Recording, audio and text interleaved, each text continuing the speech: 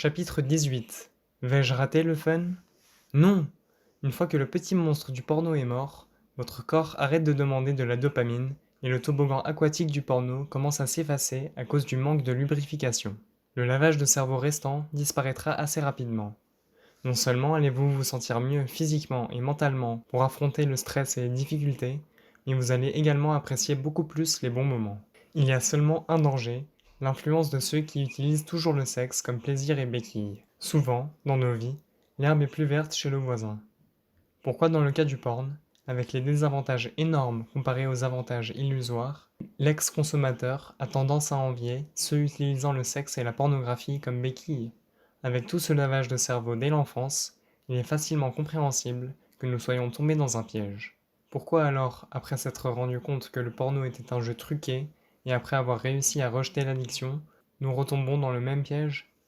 C'est l'illusion du lavage de cerveau créée par la société à propos du porno et du sexe, présentés comme normaux. L'ex-consommateur a un serment au cœur. Le sentiment de vide anxieux d'être célibataire, ce qui n'est pas un crime de toute façon, cause un sentiment de détresse et les amène de nouveau vers le toboggan pornographique. C'est une curieuse anomalie, particulièrement si cette observation est considérée. Non seulement chaque non-consommateur est heureux de l'être, mais chaque consommateur dans ce monde, même avec leur vision déformée et le lavage de cerveau, souhaite ne jamais avoir été addict en premier lieu.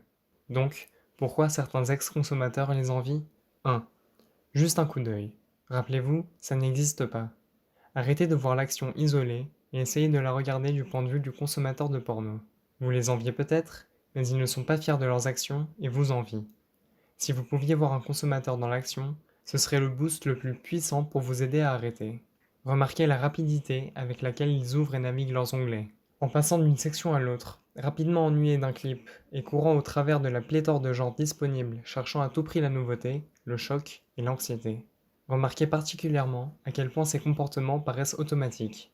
Rappelez-vous, ils n'apprécient pas ce moment, c'est juste qu'ils ne peuvent pas apprécier la vie sans. Le lendemain, ils se réveillent avec une volonté affaiblie, sans énergie et avec des yeux fatigués. Et ils devront continuer à s'étouffer à la première apparition de stress ou de difficulté. Ils font face à une vie de crasse, une santé mentale pauvre et une confiance tachée. Une vie entière à se détruire avec des ombres de cauchemar au fond de leurs esprits. Et tout ça pourquoi? Pour l'illusion que vous êtes en train de recevoir un quelconque plaisir? 2. La seconde raison pour laquelle quelques ex-consommateurs ont des envies est parce que le consommateur fait quelque chose. Se masturber par exemple.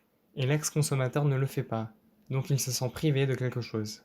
Que ce soit clair, ce n'est pas l'ex-consommateur qui est privé, c'est le pauvre addict qui est privé de santé, d'énergie, de confiance, de tranquillité d'esprit, de courage, de liberté, de paix intérieure et d'amour-propre. Sortez de l'habitude d'envier les consommateurs de porno et commencez à les voir tels qu'ils sont, misérables. Je sais qu'à une époque, j'étais un des pires. C'est pourquoi vous lisez ce livre, parce que vous n'êtes pas de ceux qui ne peuvent pas faire face à leurs problèmes et continuent d'être dans le déni. Vous n'envieriez pas un addict à l'héroïne, n'est-ce pas?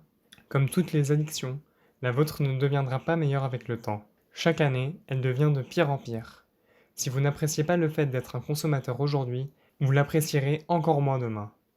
N'enviez pas les autres consommateurs, ayez pitié d'eux. Croyez-moi, ils ont besoin de votre pitié.